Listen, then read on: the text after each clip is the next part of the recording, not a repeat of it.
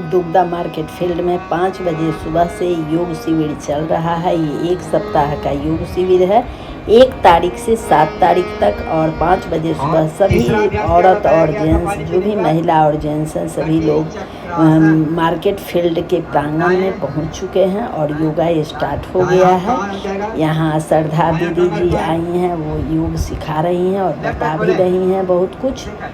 Left hand waste में, right hand shoulder पर, और राइट शोल्डर से आपको लेफ्ट एड़ी को देखना है। इसी को कराया गया। एक सामने आ जाइए फ्रंट। अब आपको राइट हैंड को वेस्ट पर रखना है और इसको शोल्डर पर रख करके राइट शोल्डर से लेफ्ट एड़ी को देखना। इतना जल्दी भूल जाओगे तो घर जाते जाते तो सब खाली हो जाएगा।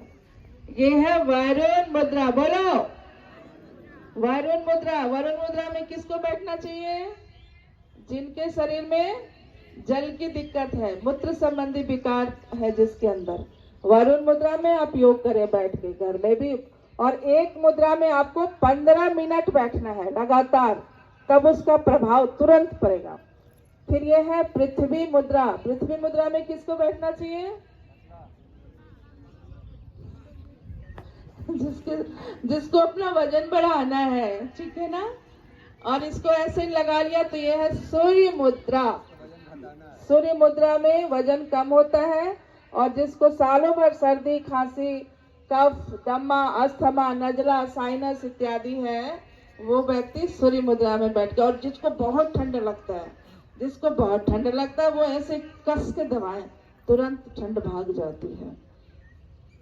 फिर यह है जीरो, शून्य मुद्रा। शून्य मुद्रा में किन्हें बैठना चाहिए? जिनको कान संबंधी। फिर यह है ध्यान मुद्रा। कौन सा मुद्रा है? ध्यान मुद्रा में किसे बैठना चाहिए?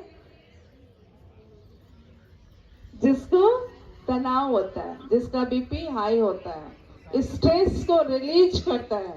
आप बिल्कुल इसको यकीन मानिए, जब कभी भी जीवन है ना, जीवन है तो संग्राम है, इसे लड़ना ही पड़ेगा।